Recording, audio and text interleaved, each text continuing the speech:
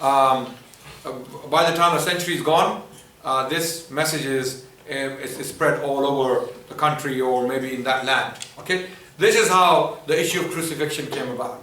All the independent records we have about Jesus Christ and his crucifixion, independent from what we find in the New Testament, are controversial. Let me give you examples. For example, Tacitus is a historian, Roman historian, who wrote about Jesus Christ and his killing at the hands of Pontius Pilate, the Roman governor of Jerusalem at the time. Okay? Then we have Flavius Josephus, a Jewish historian who was writing in the 1st century, and he stated something like that Jesus Christ died and rose on the 3rd day and he was a great man. This is known to be an interpolation. All the histories we have which are transmitted to us from Roman historians were written by Christian hands later on. We do not have any surviving manuscripts of these histories from early centuries when they were written. The oldest surviving manuscript we have of these histories come from the 9th century, and they were all written by Christians. And there is a big debate among scholars, historians, not Muslim historians, because one can argue that Muslim historians have an agenda. Okay? But these debates are taking place among Christians. And Christian scholars, historians, are arguing that all of these historical records were interpolated. Christians were adding information into these texts to substantiate their religion, like what happened to the text of Josephus. Because Origen in the 3rd century read Josephus, and in his commentaries wrote that Josephus did not accept Jesus as the Messiah.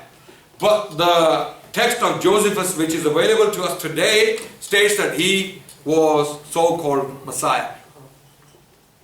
So we have early testimonies to suggest that these texts were definitely interpolated, and that is the case with all the other independent records.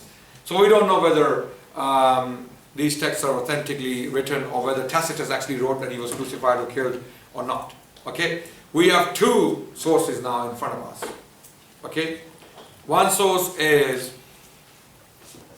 the Gospels. The Gospels most historians do not accept because they are apocalyptic documents. They are written for theological purposes. They are supernatural type documents because they talk about miracles and things, dead people risen walking in the city and things like this. Okay? And Jesus rose from the dead and all of that. Okay? So historians don't accept these documents as historically authentic documents. For that reason they take these documents with a pinch of salt. What is left now is the Jewish Talmud. The Jewish Talmud states that Jesus was hung on a tree. He was hung on a tree, he was killed and he was hung on a tree, and this was a cursed death. This is the point which Quran refutes. This is the point which Quran refutes. وَقَوْلِهِمْ إِنَّا قَتَلْنَا الْمَسِيحِ وَمَا قَتَلُهُمْ وَمَا صَلَبُوهُمْ وَلَكِنْ شُبِّهَ لَهُمْ. They say, who says? They, the Jews. They don't say that in the New Testament. They don't say that in the writings of Josephus. They don't say that in the writings of Tacitus. They say that in Talmud. And Talmud was not even available in Arabia at the time of the Prophet ﷺ. And even if it was, it wasn't in Arabic. And even if it was in Arabic, he couldn't read and write.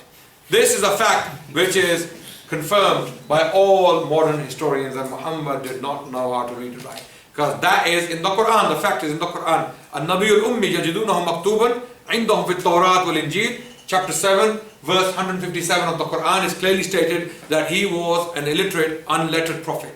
Quran was a public book. So if he was a literate man, his own companions would have told him that you are lying. We saw you reading and writing. So he wasn't a learned man in that sense. He was unlettered.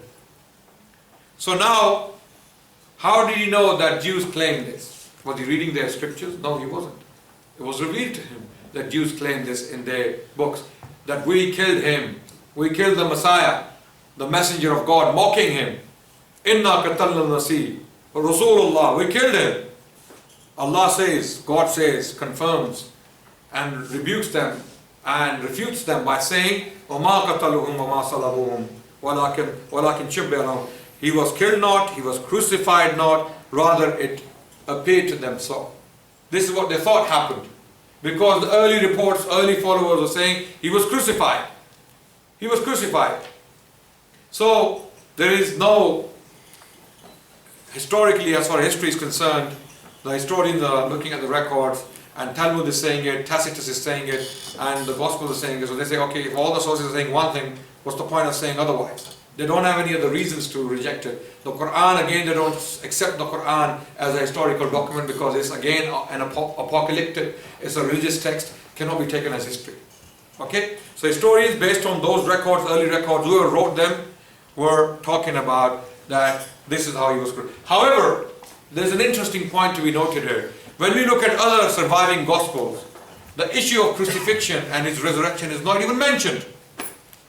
For example, the Gospel of Thomas. Gospel of Thomas was found among a collection of books in Egypt in 1940s, and this collection is known as the Nag Hammadi collection. And the text of the Gospel of Thomas was found among these books. And this text is written in Greek. It's in papyri, and this is the earliest form of the Gospel of Thomas we have. And it contains 114 sayings of Jesus Christ. His hadith, the hadith of Jesus Christ. 114 sayings of Jesus Christ. And in these 114 sayings, there's nothing about crucifixion and resurrection. And on the contrary, what we have a saying of Jesus Christ that if you want to see God, then find the one who wasn't born of a woman. You see the point?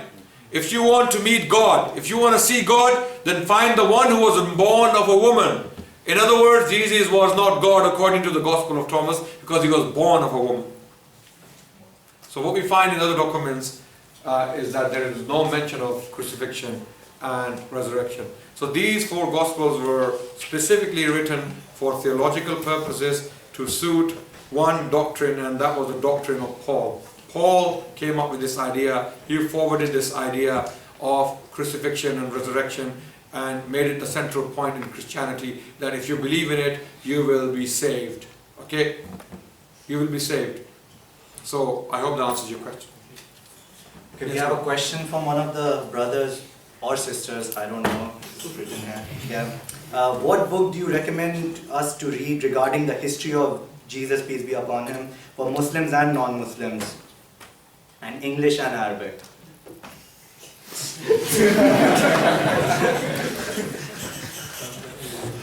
History of Jesus Christ. Giza Vermes. Giza Vermes, his books are very good, very balanced, and very academic as well. His books, G-E-Z-A, Giza, V-E-R-M-A-S, Vermes. His books, Changing Faces of Jesus, is one book. Then Authentic Gospel of Jesus Christ. Thank you. Authentic Gospel of Jesus Christ. And another book called Jesus the Jew.